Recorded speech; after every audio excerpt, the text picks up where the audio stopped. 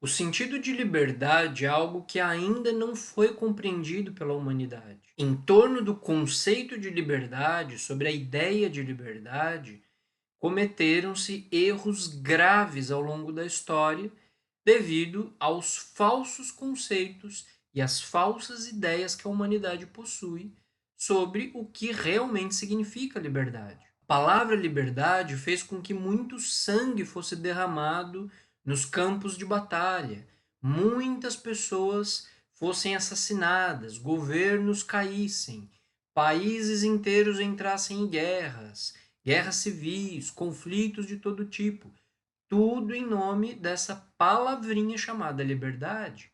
A palavra liberdade é uma palavra fascinante, todo mundo gosta dessa palavra, com exceção dos ditadores e dos seus capachos e dos aspirantes a ditadores, não há quem seja contra a liberdade. No entanto, não existe uma compreensão sobre o que essa palavra realmente significa. Existe muita confusão sobre o que de fato significa isso que se chama liberdade. Se nós perguntássemos, por exemplo, a um grande número de pessoas qual a definição de liberdade, a gente não iria encontrar nem uma dúzia de pessoas que definissem liberdade do mesmo jeito. A ideia, o conceito de liberdade é algo totalmente subjetivo e cada pessoa tem uma ideia própria, uma definição egoísta do que é liberdade. Se nós nos colocamos a analisar essa questão, a gente vai descobrir que o que existe sobre esse tema não passam de opiniões, de projeções mentais subjetivas que são desprovidas de uma realidade objetiva sobre o significado de liberdade. Por exemplo, a liberdade para o ladrão é poder roubar o quanto ele quiser sem que a polícia estorve ele.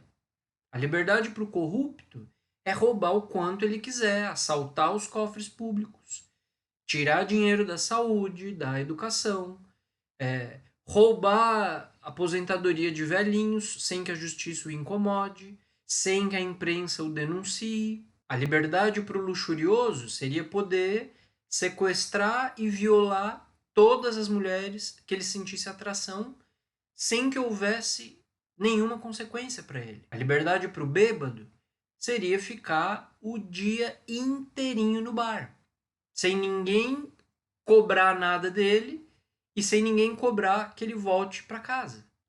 O bêbado acredita que se ele pudesse beber dia e noite, sem limites, o quanto ele quisesse, ele se sentiria livre. Para o preguiçoso, liberdade seria poder se aposentar e nunca precisar trabalhar, nem construir nada. A preguiça acredita realmente que se sentiria livre apenas descansando e existindo o dia inteiro. Liberdade é uma bela palavra, um belo termo, mas que quase ninguém compreende do que realmente ela se trata. O termo liberdade hipnotizou as multidões. E as montanhas e vales, os rios e mares se tingiram com sangue ao longo da história cada vez que se invocava essa palavra mágica. Quantas bandeiras, quanto sangue e quantos heróis que se sucederam aí no curso da história, cada vez se colocava a questão da liberdade sobre o tapete da vida. Infelizmente, depois de toda a independência, que custou um preço alto, a escravidão é algo que continua existindo dentro de cada um de nós. Quem que é livre? Quem que poderia colocar a mão no coração e com sinceridade dizer que é livre? Reflitamos sobre isso. O adolescente, por exemplo, anela a liberdade. Parece incrível que mesmo tendo casa, comida, conforto, carinho, muitas vezes deseja fugir de casa, fugir da casa dos pais ali em busca de liberdade. Parece incoerente que um jovenzinho que tem tudo em casa, todo conforto, quer fugir, quer se afastar da sua morada, fascinado pelo termo liberdade. É estranho que, gozando de todo tipo de comodidades do lar, queira perder tudo que tem para poder viajar pelo mundo e se submergir na dor, na escassez, nas dificuldades. Que um desventurado, um mendigo, anele se afastar de um casebre com a intenção de conseguir uma mudança para melhor, isso parece correto.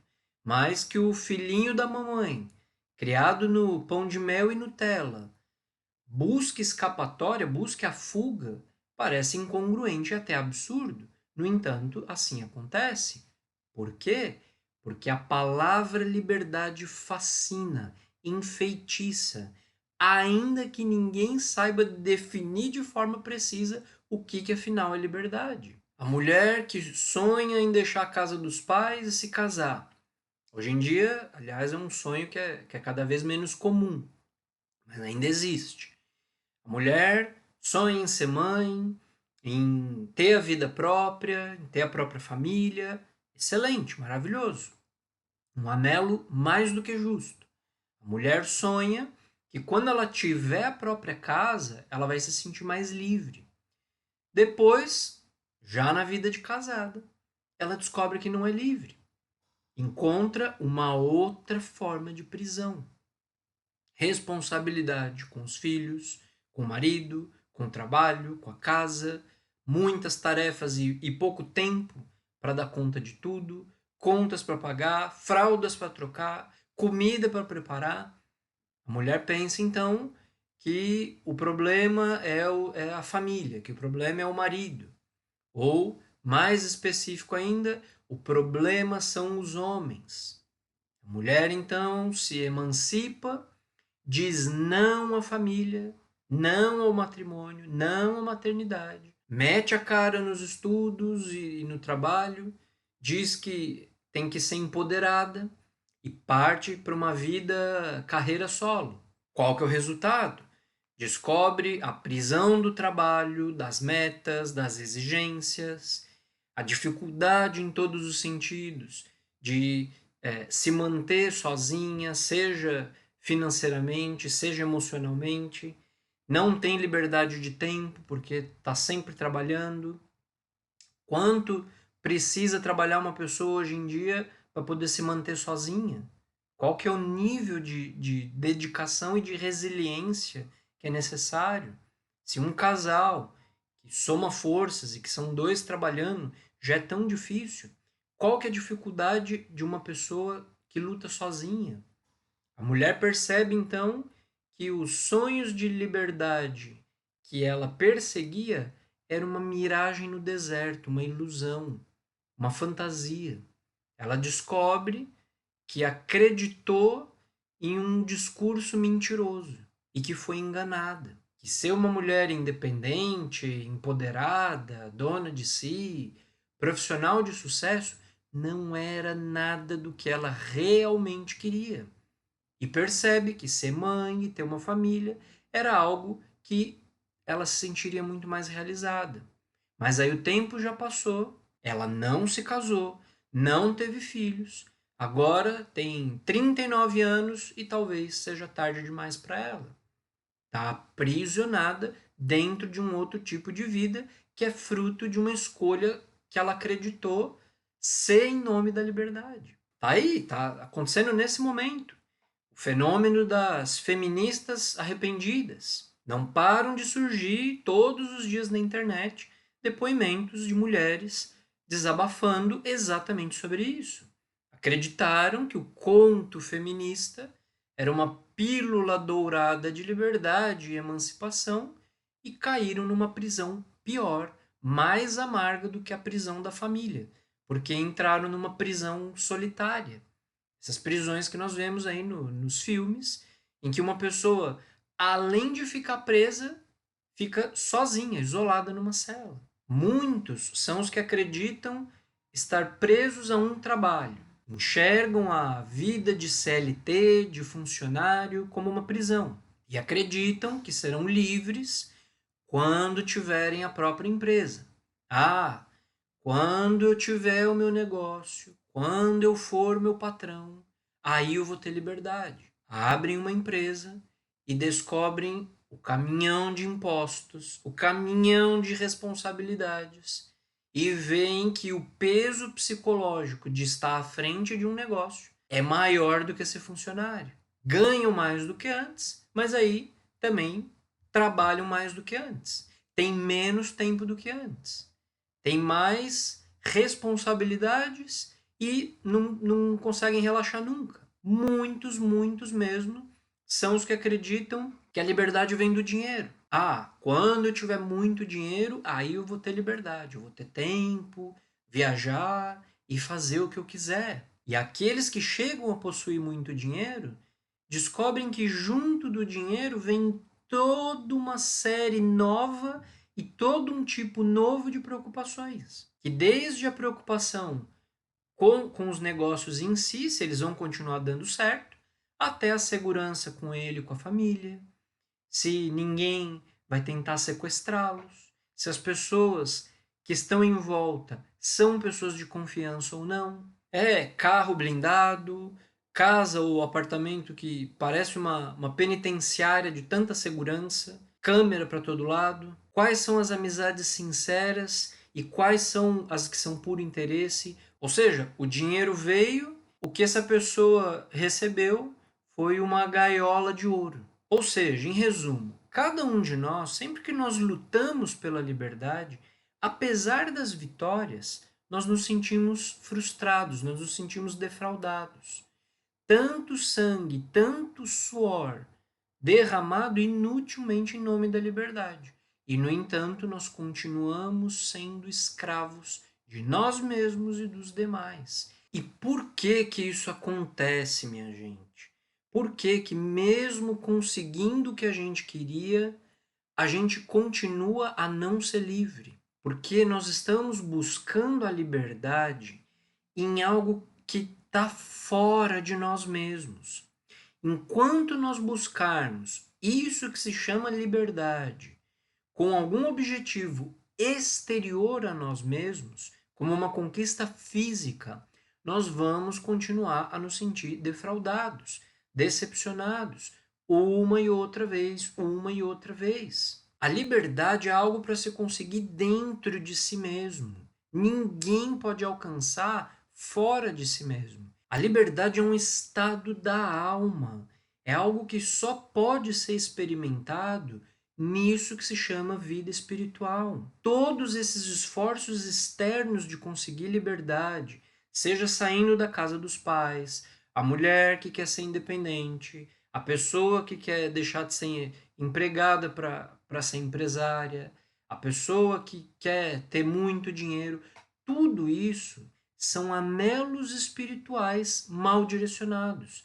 Se trata de uma má interpretação da nossa parte sobre os anseios da alma. Quem anela se emancipar, se libertar, é a alma dentro de nós. A nossa consciência, ela está aprisionada na nossa inconsciência.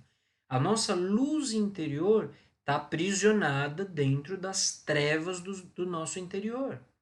E como nós nunca estamos em contato com a nossa própria consciência, porque nós não gostamos de meditar, não gostamos de orar, não queremos nos fazer mais profundos e somos pessoas superficiais, nós mal interpretamos esse grito de liberdade da consciência, esse anelo da alma, como uma luta por liberdade exterior, por revolucionar algo fora de nós. Ninguém poderá realmente experimentar isso que se chama liberdade enquanto a sua consciência continuar engarrafada dentro do si mesmo, do mim mesmo, do ego. Compreender esse eu mesmo, minha pessoa, o que eu sou, é urgente quando se quer sinceramente conseguir a liberdade. De modo algum nós poderíamos destruir as correntes da escravidão sem antes ter compreendido essa questão minha. Tudo isso que se refere ao eu, ao mim mesmo. Em que consiste a escravidão? Quais são as travas? Tudo isso é o que nós precisamos descobrir. Ricos e pobres, crentes e descrentes, todos estão formalmente presos, mesmo que se considerem livres. Enquanto a consciência, a essência, a nossa alma, o mais digno e decente que nós temos em nosso interior, continuar engarrafada no si mesmo, no eu mesmo, em minhas apetências e medos, em meus desejos e paixões, em minhas preocupações e violências, em minhas luxúrias e adultérios, minhas cobiças e vaidades, em meus defeitos psicológicos, nós estaremos em prisão formal. O sentido da liberdade só pode ser compreendido integralmente quando forem aniquilados os grilhões da nossa própria prisão psicológica. Enquanto o eu mesmo existir, a consciência estará em prisão. Se evadir do cárcere só é possível dissolvendo o eu, diminuindo as cinzas, a poeira cósmica, passando pela aniquilação budista, o nome oriental que se dá, e pelo que o Cristo chamou de negação de si mesmo. A alma livre não tem sabor de eu, de mim mesmo, de algo isolado do resto da criação. Isso se chama egoísmo. A alma livre tem sabor de pertencer a tudo, de comunhão com o todo, de comunhão com o divino. Porque Deus é impessoal, é algo infinito, algo sem margens. A consciência livre, que está desprovida do eu, na ausência absoluta do mim mesmo, sem desejos, sem paixões, sem apetências nem medos, experimenta de forma direta e verdadeira isso que se chama liberdade. Qualquer conceito sobre a liberdade não é liberdade. As opiniões que nós formamos sobre a liberdade estão muito longe de ser uma realidade. As ideias que nós buscamos sobre a liberdade nada tem a ver com a autêntica liberdade. Porque a liberdade é uma experiência que a mente não pode entender. A mente não pode captar, não pode experimentar e muito menos definir. A liberdade é justamente estar além da mente, além dos pensamentos e dos afetos.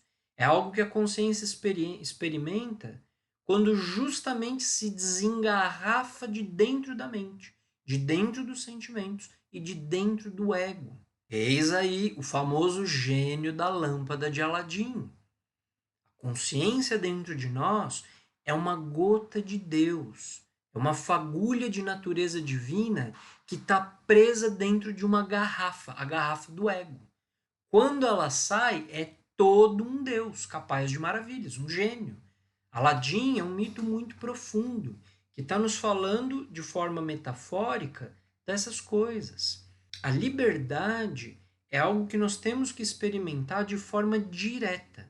E isso só é possível morrendo psicologicamente, dissolvendo o eu, acabando para sempre com isso que nós chamamos de mim mesmo.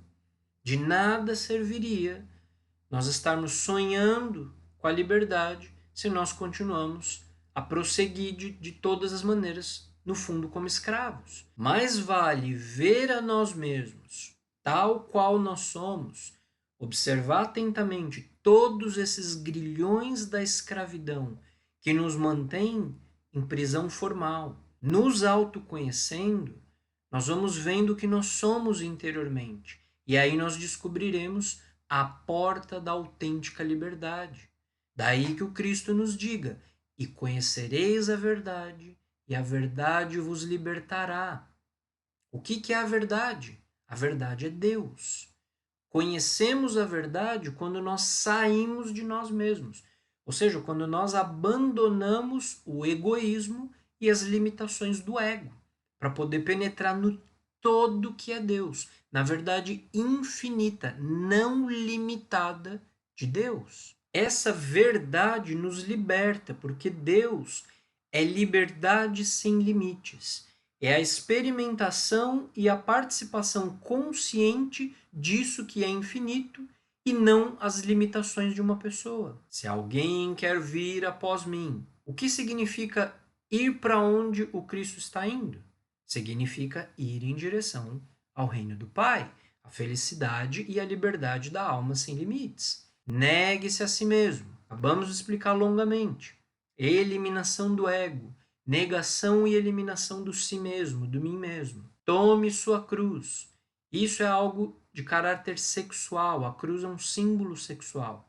É o cruzamento de duas polaridades, masculina e feminina. Uma positiva, representada na madeira vertical, que é um símbolo fálico, e outra negativa, receptiva, feminina, que é representada na madeira horizontal, onde ambas se unem. Em outros vídeos futuros, nós vamos falar profundamente sobre isso. E siga-me.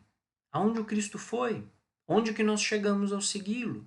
Há uma via crucis, há uma morte de si mesmo, uma morte de cruz, sacrificando-se pelos demais, entregando a nossa vida pela humanidade. Aquele que tenta salvar o mim mesmo, reafirmar o mim mesmo, que sonha em eternizar o ego e levar o ego do jeitinho que ele é direitinho para o céu, perderá a sua vida. E aquele que perde a sua vida, que nega a si mesmo, que morre como ego, liberta a sua essência, conquista a liberdade e nasce para a vida eterna. No comentário abaixo está fixado o link com o meu livro O Simbolismo Secreto da Bíblia e também as informações para quem deseja agendar um atendimento online individual comigo. Eu sou o professor Tiago Santana e você está no canal Yeshua, Cristianismo Primitivo. Nesse canal nós explicamos as origens do cristianismo, explicamos que Jesus deixou um ensinamento secreto aos apóstolos e aos seus discípulos mais próximos. Nós explicamos que a Bíblia Sagrada é a palavra do Eterno e é também um livro simbólico, um livro que está envolto numa linguagem alegórica, linguagem arquetípica. E tudo que está ali tem uma relação íntima com a nossa própria psicologia e com a nossa própria vida interior aqui e agora. Nesse canal, nós explicamos qual é essa linguagem, qual é esse conhecimento por trás do simbolismo que esteve nas origens do cristianismo, mas que hoje, lamentavelmente, ele se perdeu. Curta esse vídeo, se inscreva no nosso canal, compartilhe, nos ajude o nosso canal a conseguir chegar até mais pessoas. Um abraço a todos e até a próxima.